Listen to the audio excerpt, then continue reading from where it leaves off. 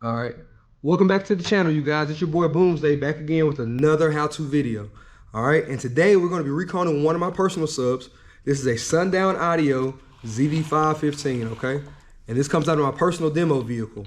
Over the past couple months, I've been doing a couple small little things here and there to my truck, and I've been documenting them. So over the course of the next couple weeks, couple months, I'll post them on the page, and hopefully some of the tips and tricks that I share help somebody. And if not, cool too, but hopefully it does.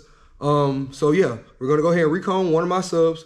I got two of them to recone, so I'm gonna go ahead and document one, show you how I do it. If you've been to the page before, you know exactly how I do things, how I work, what I use. And if you're new to the page, I'll explain step by step what I do to recone big speakers like this. I know they can be intimidating to some people, but I'm gonna show you that whether it's a $200 speaker or a $1,000 speaker, you can recone it all the same. Just got to get in there and do it and make sure you have the right stuff, all right? So stay tuned. I'm going to go ahead and dig into this, and we'll be right back, all right? All right. Now, with any speaker or subwoofer repair, you have to have the right equipment for the job, okay? And the quintessential thing that I've noticed is the most important thing is a very sharp blade for cutting out the soft parts, okay? All the other tools, they're cool to have, but if you don't have a sharp blade, trying to dig and cut, especially a big speaker like this, trying to dig and cut it out, I'm telling you, it will be so time consuming and brain numbing, you're not gonna want to do it. Spend $2 to $3, go get you a blade or a couple and do it, okay? All right, so the first step, what we're gonna do is we're gonna cut the surround, okay? Now, I like to make two cuts into the surround, one on the inner lip and then one on the outer lip, okay? And what this allows me to do is that when I get down to the spider pack, it's easier to cut, okay? So I'm gonna move the camera and show you what I'm talking about. So I like to cut the inner lip, which is right here, and then as well as the outer lip right here. All right, so all you do is put your blade into the inner lip, poke through, and you're gonna go all the way around, okay? Put you back up, so right there, and we just cut this all the way around.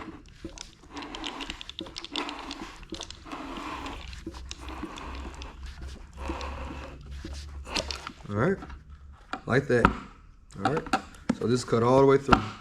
Then you want to cut the outer lip, okay? So same thing, poke, and then you can just go around like this. If you have a Lazy Susan type deal, you can spin it. But all you have to do is do these two simple cuts like this, and the whole surround comes off. And on these bigger subs like this with the bigger surrounds, this is very helpful. All right, you can see, it comes right off. All right, and that's gonna get you exposed to the spider down there, okay? And this is the spider, this black part right here. All right, so that's gonna be the next thing we cut with our blade. We're gonna go in there, we're gonna cut, all right? Set that back down. All right, now generally what I like to do is take the cone itself and fold it. That way it's easier to get to your spider to cut it, okay? So fold it on top of itself, just like that. Some cones are gonna be harder than others. That's just part of the game, but try your best to fold it or cut it or just get it out the way so you can get to the spider a whole lot easier. All right.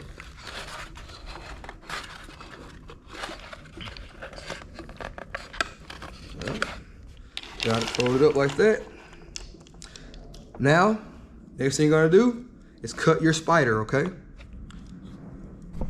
So, I'll let you see. Now that we have it, the cone in, we're gonna cut just a circle around the spider as well. And do the same thing we just did to the surround. Just cut the spider out.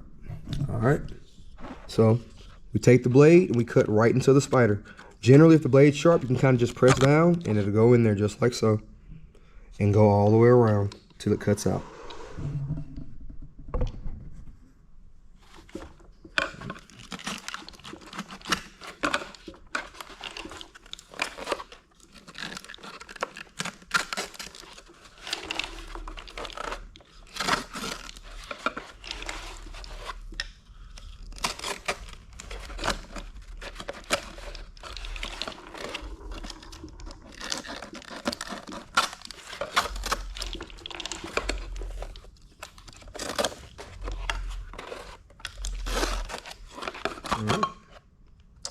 And there goes the old drop in right there. And you can see where we're starting to rub.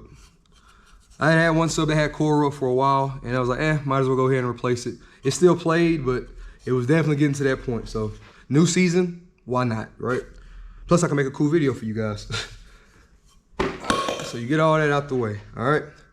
Now with it cut out, you're left with your gap, spider landing, and your surround landing. I'll clean all the rest of this off here in just a second, though. But yep, this is what it should look like once you've cut all your softs out.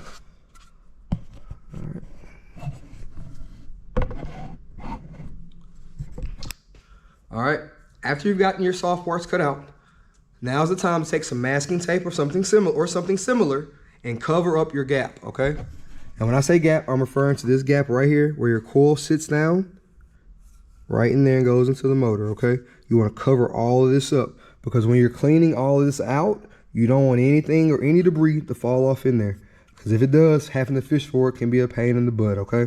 So I'm finna take some masking tape and mask all this off, okay?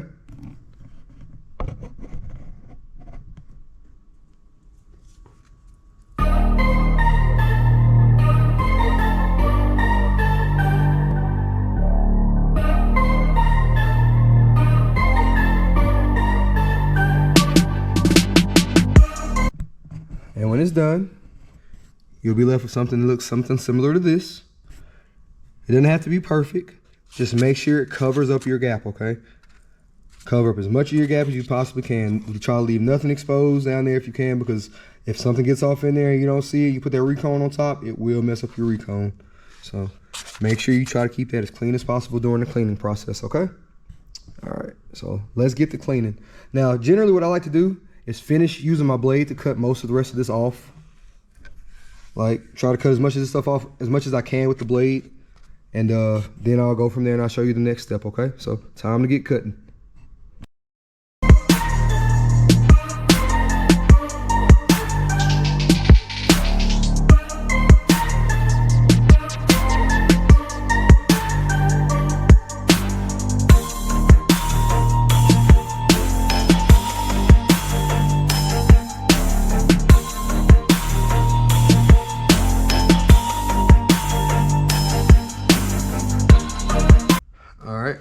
So after you've gotten most of your material off from your soft parts, off your surround landing and your spider landing, it's time to get some grinding done, okay?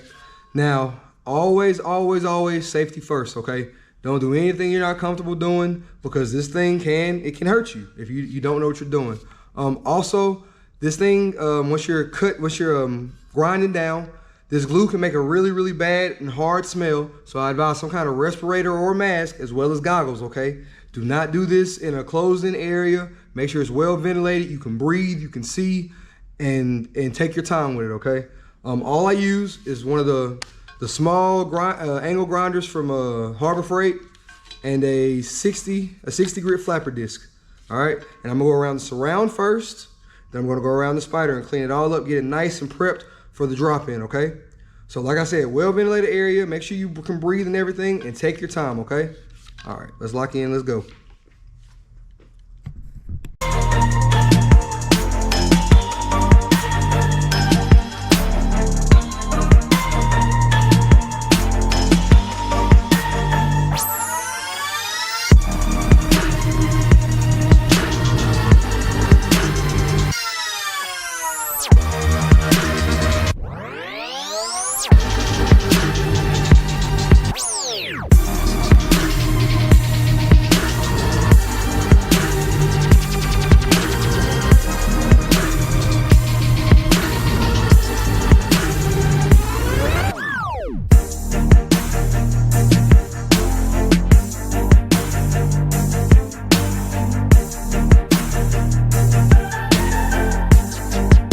Once you got the spider landing as well as the surround landing all nice and clean, it's time to remove your tape, okay?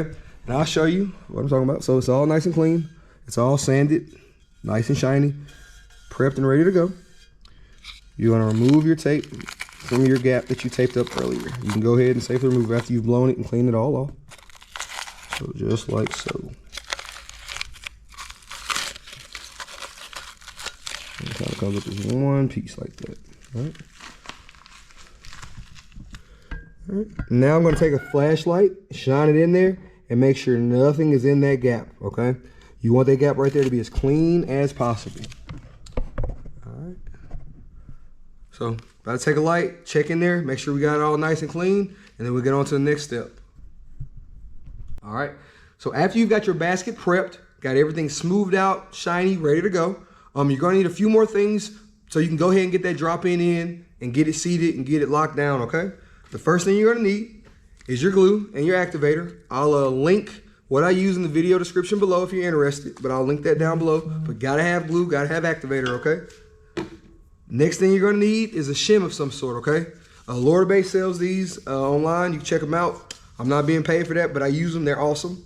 Or if you don't have this, you can always use something like, I'll call it flimsy cardboard, or basically the stuff that a cereal box is made out of, or like an index card, or even like a manila folder. You cut that up into 4 to 6 equal strips, and you place it around your gap, okay? I'll actually show y'all how I do that versus using this one, but they both do the same exact thing, okay?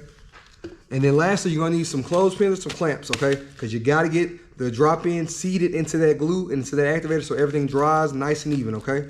So let's get started. All right. So a second ago, I mentioned shimming, okay? And some people ask, well, what is shimming? They don't know what that means. I know when I first started, I had no idea what shimming was. I'm gonna put a light on here because it's kind of dark. But the space in between right there, you're gonna put your shim right in that gap right there, okay? And like I said, you can use cardboard or you can use one of these type of plastic shims that automatically seat for you. But as you can see, it sits down in the gap right there. It sits down nice in that gap, just like that. And the drop-in goes right over the top of this, okay? With cardboard, it's the same thing. I'll show you. You take a couple pieces of cardboard, or flimsy cardboard as I like to call it. And on these, I like to put them in the 4 slots. You got one there, one there, one there. Kind of get them seated in there like that. And as you can see, the same thing. You would take your drop-in and place it right over the top of it like that, and let the cardboard shim it for you, okay? It'll space it out nice and evenly. Use 4 pieces. Obviously, I ain't gonna put them all there, but that's what you'd want to do, okay? I'm gonna use this. It makes it easier. A little bit more sturdy too. But that's all you need to do to shim.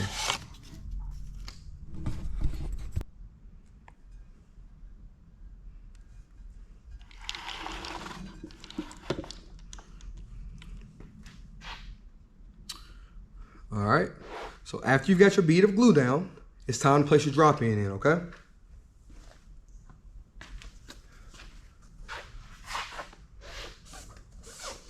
And like I said before, you shim before, so you put your shim down, and then you would take your drop-in, and it goes right over the top of it, just like that. See? Just like that. And what you're gonna do, line up to where your terminals are, and you're gonna wanna seat the drop-in right there. So you can honestly take your time, you know, look at it at whatever angle you need to get it seated properly. And you got time. It doesn't dry instantly, so don't hit it with any activator or anything just yet. You'll have time to kind of set it and play with it for just a second. Pause. But we'll get that down nice and even. So about right there is where I want it. Okay. And also, this will be the time to go ahead and get out your clothespins or your clamps or whatever you're gonna use to keep that spider seated.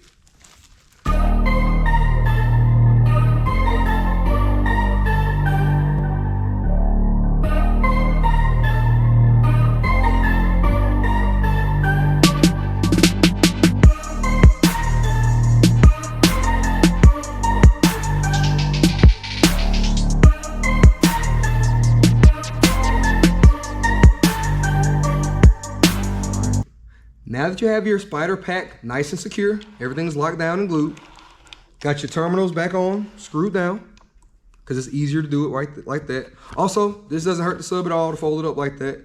So some people might say, what is he doing? It doesn't hurt the sub at all.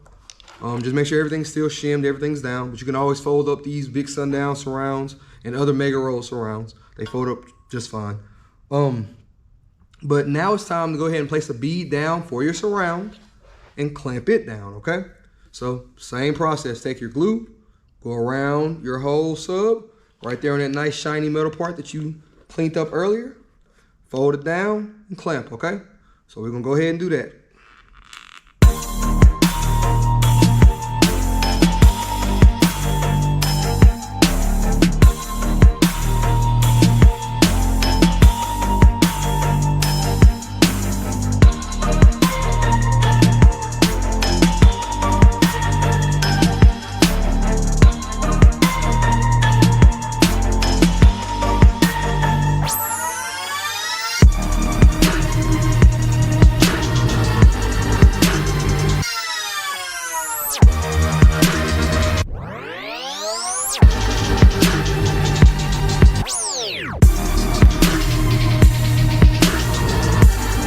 So it's been about 24 hours, give or take. You generally don't have to let it wait that long if you hit it with Activator, but I had to go run and do some things, and again, I'm not in a hurry or anything like that, so it's cool for me to let it just sit for a day or two. But now it's time to remove all your clamps or clothespins, depending on what you put down, and make sure that everything's seated, okay? So that's what we're finna do right now, all right?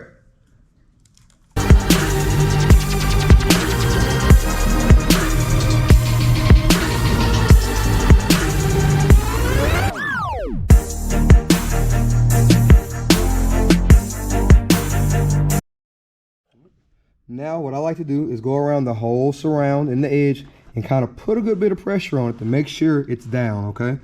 Anywhere that it's not down, it's not the end of the world. You can always put more glue and Activator down and make sure it's down nice and tight, okay? So if it's not down, so say like right here, it's up, but it's not. But if it was up, you could always just put some glue down, smash it down, put another clamper, clothespin down, and let it sit and it fix it. So yeah, everything appears to be nice and ready to go on this one. All right, so almost done. All right, now with my own personal subs, I don't put dust caps on because I run them inverted and they shoot off sometimes. But for the sake of the video, I'm gonna go ahead and show you guys how to put a dust cap down on your sub as well, okay? So the first thing you're gonna need, obviously, is the dust cap. You're gonna need some more masking tape, and you're gonna need something to write with, okay? Now, on a lot of the subs like Sundown and Crossfire, etc., they're already gonna have a line pre-marked for you right there. So that's where the dust cap would go. So you see it right there? And I'm sorry, I can't find the dust cap, so I'm using this blank one I got. So the dust cap goes pretty much right there on that line. You see it centered like that, right? So the cool thing, like I said, the cool thing about these is that they're already pre-marked. Well, if you didn't have that, all you have to do is take a pencil or something else to write with and just draw a circle around it. Obviously put pressure down. I'm doing this with one hand right now. But put pressure down and just trace out where you want to put your line of glue, right? And what you would do is that you would put that bead of glue on the inside of that line. So not over the top of it. You want to put it underneath it. So like right there along that line. Or the line you drew, okay? Either or, all right? Now, also, the masking tape. It makes it a whole heck of a lot easier if you take it, roll it on top of itself a couple times, and now you can move the dust cap around how you want to and position it exactly where you need it on your subwoofer cone. So, you see? And now I can put it right down in the bead of glue if it was gonna be a bead of glue there, okay? Also, when you got a brand new dust cap, it's gonna have that shiny plastic stuff on the bottom of it. You don't want that, that doesn't stick very well. Take some sandpaper and kind of slightly scuff it up. That way your glue has really good adhesion before you put it down on your cone, okay? Also, another pro tip, after you set it down, get something like a small speaker or like a small weight, maybe about a couple pounds, and set it on there. That way it gets into the glue really good and makes that real nice bond that you want. So you don't want to have your dust cap, you know, slapping or flapping or making that sound or whatever. That's how you get it all the way down, okay? But like I said, my personal subs, I don't put dust caps on them. So again, this is what you would do. And also, if you check out my other videos, I give a better explanation because I actually put them on. So also check the channel and watch those videos too, all right? So.